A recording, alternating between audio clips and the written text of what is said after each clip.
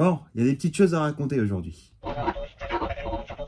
Non mais, tais-toi s'il te plaît. T'as déjà embêté ton monde dans la vidéo précédente, laisse-nous tranquille. Janvier 2025, c'est un mois historiquement humide sur Amiens. Bon, c'est le cas dans beaucoup de régions, vous allez me dire. Mais à Amiens, on est vraiment sur quelque chose d'historique. Historique car sur l'échelle du mois, nous relevons généralement des quantités de pluie comprises entre 145 et 150 mm. C'est énorme. C'est énorme puisque déjà la moyenne d'un mois de janvier ici c'est 48,8 mm, mais aussi parce que l'ancien record mensuel est de 136,3 mm.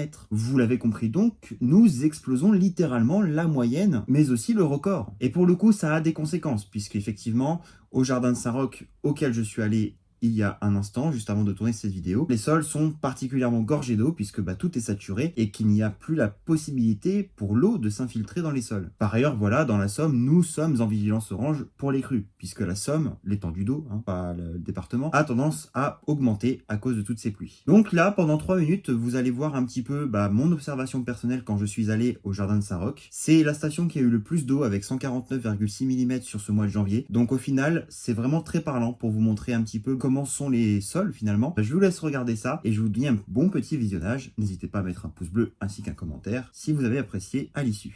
Près du jardin, les surfaces sont vraiment gorgées en eau. Il suffit d'avancer pour s'en rendre compte, non seulement sur ces flaques là, mais aussi derrière les rails. C'est vraiment dingue.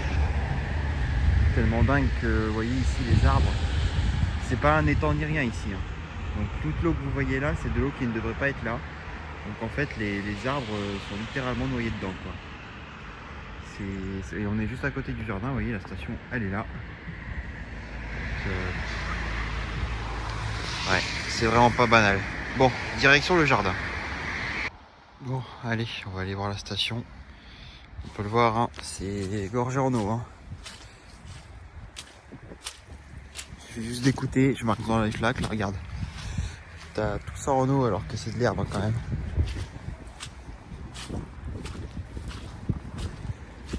J'espère que le vent ne gêne pas les bruits de mes pas parce que justement mes pas relèvent bien à quel point c'est gorgé en eau. C'est glissant, alors attention, pas envie d'avoir un accident.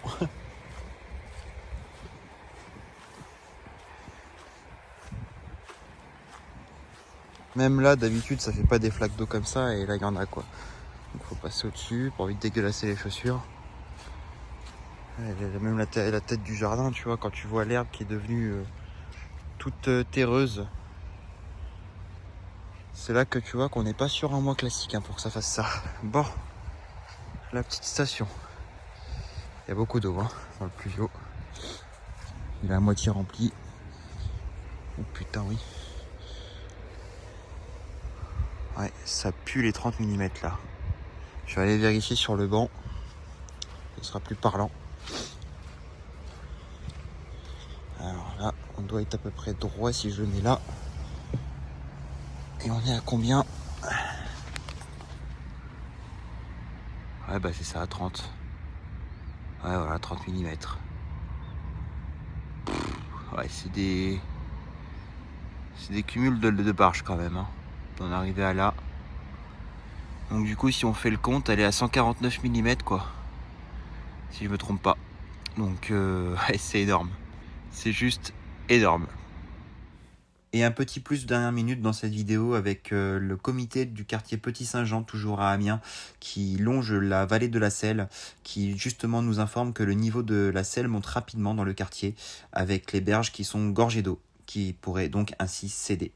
C'est bien la preuve que tout cela n'a rien de banal, et que du coup ce cumul mensuel est particulièrement affolant, par rapport à toutes les conséquences que cela peut avoir.